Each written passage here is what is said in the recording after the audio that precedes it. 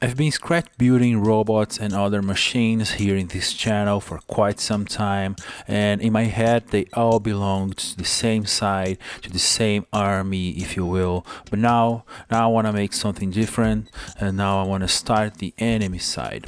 So welcome to Cut, Transform, Glue, and welcome to the Enemy Recon Unit build series. Take this. So this box right here is where I keep the biggest gribblies in my collection. As you can see, there are different shapes and types of pieces right here. Basically, I keep in this box every piece I can't like sort in my plastic sorting box. But for this project, I was looking for this sphere right here, this metal ball, which I knew I had for quite some time in my collection.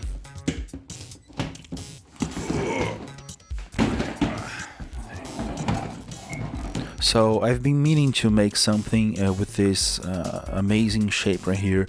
This is a metal ball, so it is super well built and perfectly round, I think.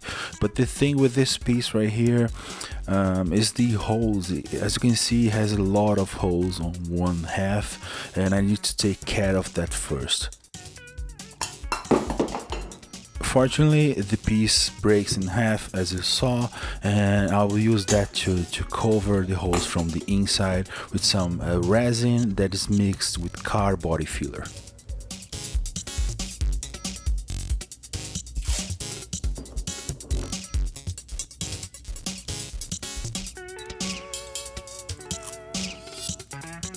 So the idea right here is quite simple. I'll just cover the holes from the outside using some masking tape, and I'll apply a thick coat of resin from the inside later.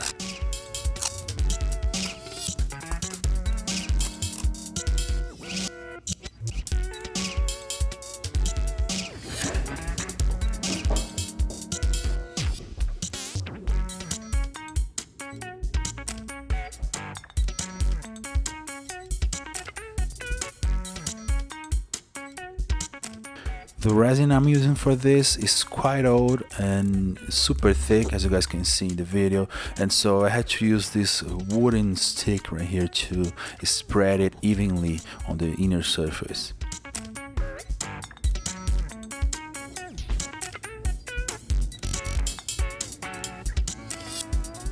After almost half an hour, the resin was set and I could remove the masking tape.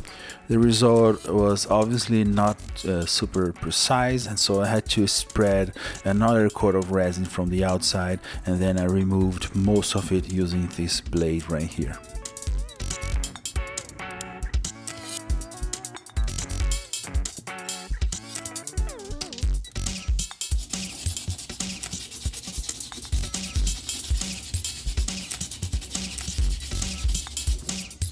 Okay, so here's the result. I have a layer of resin from the inside, and I've added some resin from the outside. And you can see that it is pretty messy. I can still feel like that the surface still has some imperfections going on. Yeah, I need to take care of that. But I'll do that later. Now I need to create some flat surface to be able to attach the legs on each side. So for that, I think I'm gonna move on to 3D printing because it's actually much faster, and that will save me a lot of time. So this is the piece I made on Fusion 360, and to make it perfectly I simply had to use a caliper to measure the outside diameter of the metal ball. Nothing crazy right here, just a simple shape, a simple flat surface to attach the legs with a draft angle, and of course with the spherical shape removed from the inside of it. It took my printer like more than an hour and a half actually to print each of these sides. But that's just because I chose to use a nicer setting like 0.2mm to print this piece, and so I didn't have to do a lot of sanding later. But yeah, I'm quite happy with the result right here, and it fits perfectly on the metal ball. Now the challenge right here is to position it perfectly, and this is why I have this cross going on the outside. This is just to guide me on the process.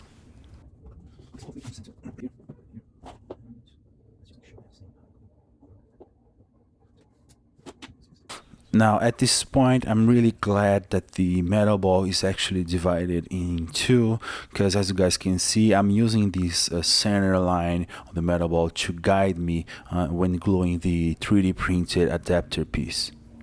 So as you just saw, I glued one side first, kind of using the table as a reference, and now I'm using some metal rollers to align the other side.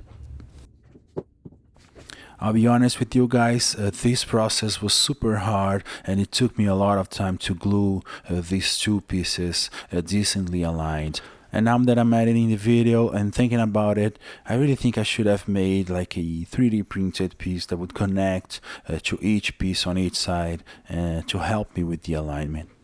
But yeah, let's keep going. Now I want to make this orange piece look more interesting using some laser cut gribblies.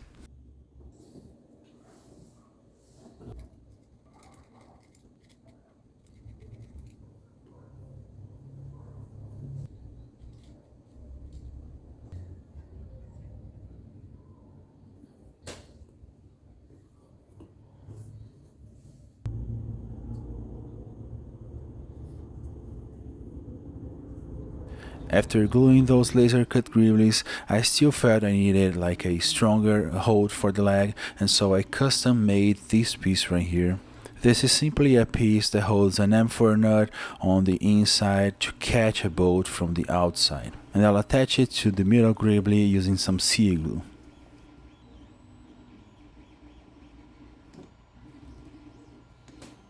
Okay, so if we look to the concept sketch I made for this project, we'll see that there's actually an intermediate piece in between the robot and the legs. I think this is a very important piece. Not only it makes the robot look cool, but also I think this helps with the balance of the thing, as it has like just two very long legs.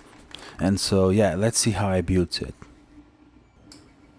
As you can see, I just happen to have this big laser cut acrylic gribbly right here, and so as it fits perfectly the size that I need for this project, I think I'll use it as a starting base for this intermediate arm piece.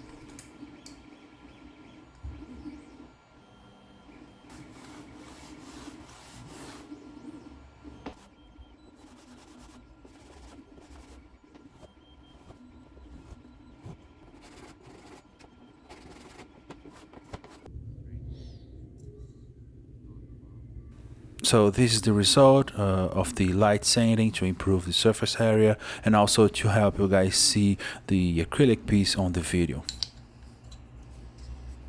I also 3D modeled and printed this piece right here. This will help me to create a perfect and consistent angle on this intermediate arm piece in both sides.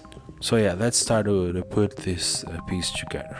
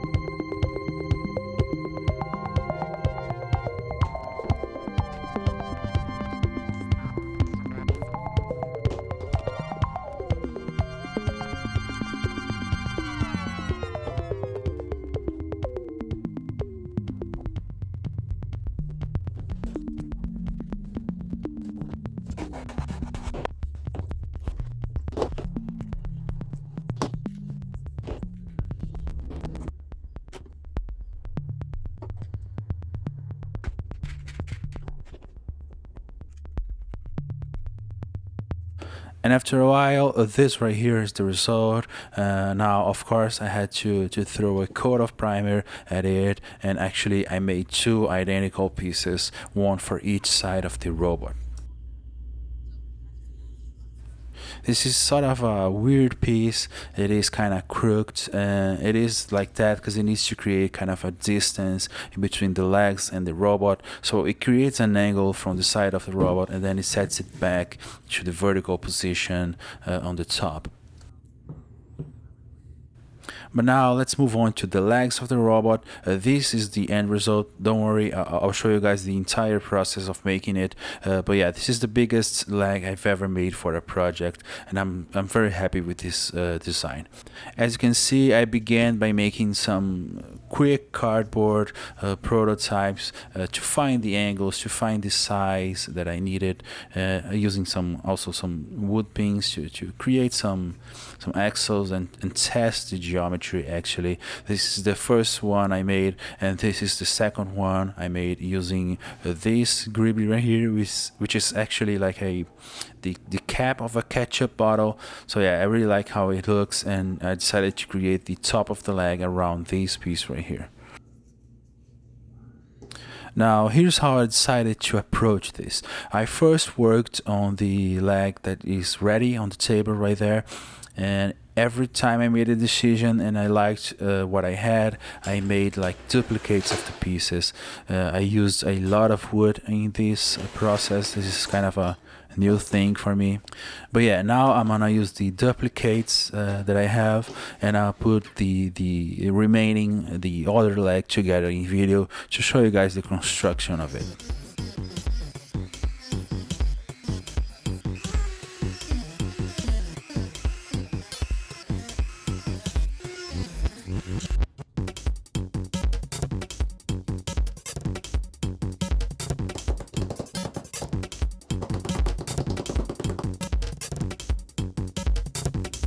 Right in the middle of the ketchup bottle cap, I'll put this piece right here, which, if you guys remember, this is the ball joint system from the drone dog.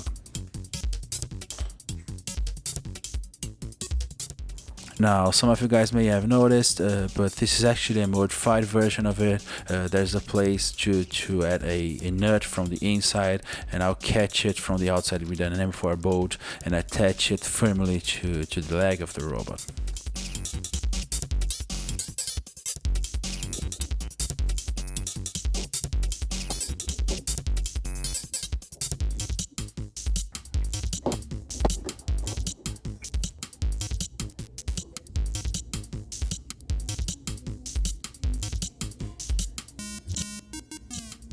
And then I custom made and printed this piece right here to add some detail to the outside of the top portion of the leg.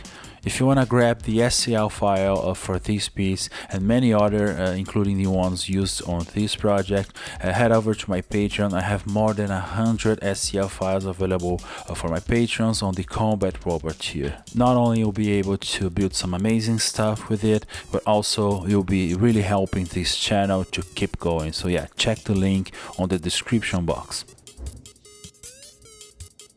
As you can see, I printed it with a hole in the middle just to save some time, and so I'm covering it with a piece of laser cut MDF. And then I glued the 3D printed piece to the top of this white one right here.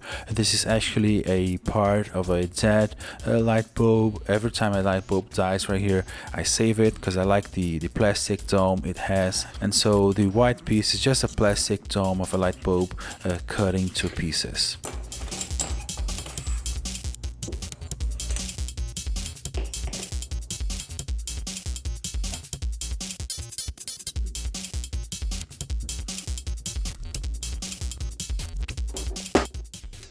Now let's move on to the axles. As I said before, in this project I'm using some wood. This is kind of a new thing that I've been testing in my projects, and so yeah, right here I need to make these round corners on these two pieces of wood.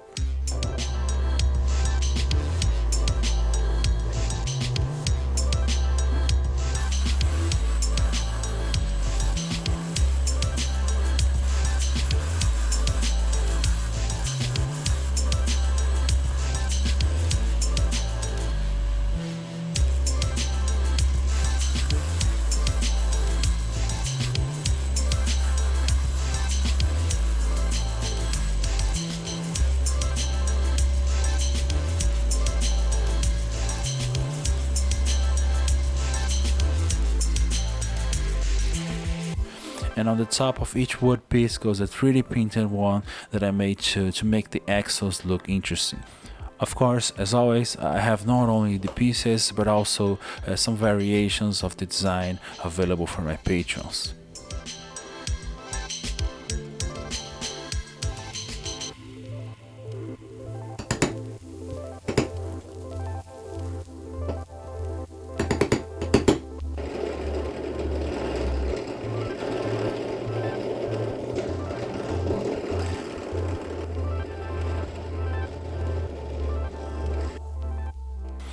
Now, of course, as you can see, there's a big hole in the middle of the 3D printed piece. I made it that way to perfectly fit these pieces right here, which are gribbles from some cassette tapes.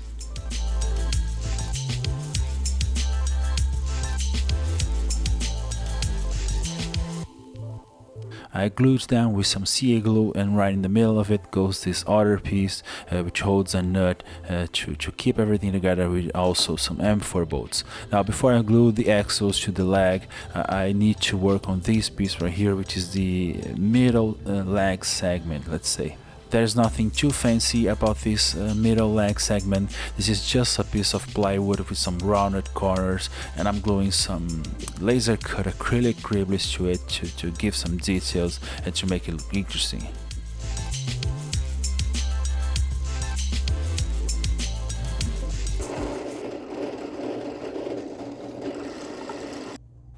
The best way to keep both sides of the axles aligned is to attach them to the middle leg segment, and now I'm sure that they are perfectly perpendicular, and I can use some CA glue to attach it to the top portion of the leg.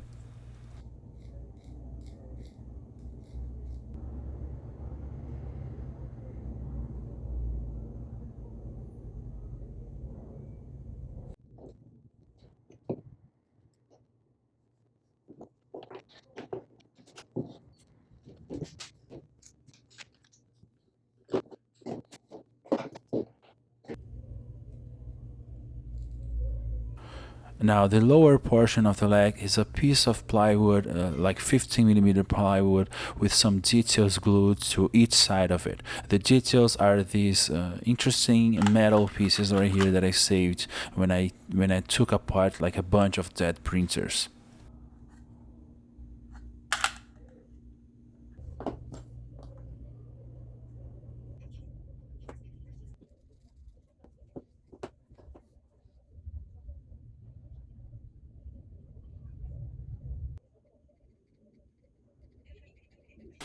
And on the very bottom of the leg, I'll attach this empty lighter.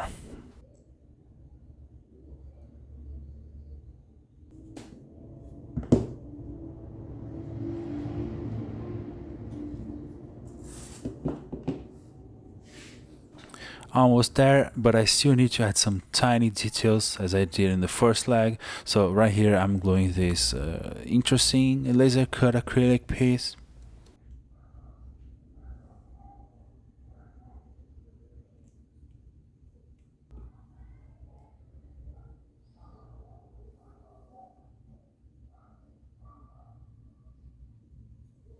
And right here in the lower leg segment, I'll attach these very interesting tiny details. These are some cool looking gribbles that I've been saving for quite some time. These are actually the butterfly system, let's say, of some dead laptop keyboards.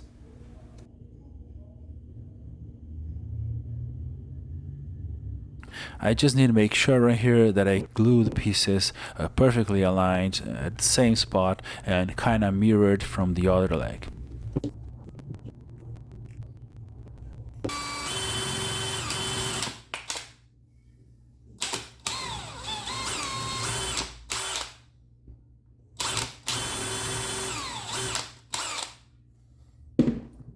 And as a last touch, in the middle of each keyboard key piece, there goes this tiny one right here, this metal piece that I have in my collection, to make it look even more interesting. Of course, I'm still not in the detailing phase, but I decided to test this one as I feel it looks interesting. And then of course I threw a coat of primer on that last leg, and so here it is. Here's the recon robot from the enemy side, let's say. This is a very weird looking robot, but I really like how this is going. I feel like the enemy side should be really different from the other side. So yeah, I'm very happy with how this one is turning out. Also, I gotta say right here that this one is going to be a huge robot, as you guys can see. And so yeah, subscribe to the channel if you haven't already, to not miss the next videos on this series. And of course, as always, thanks for watching.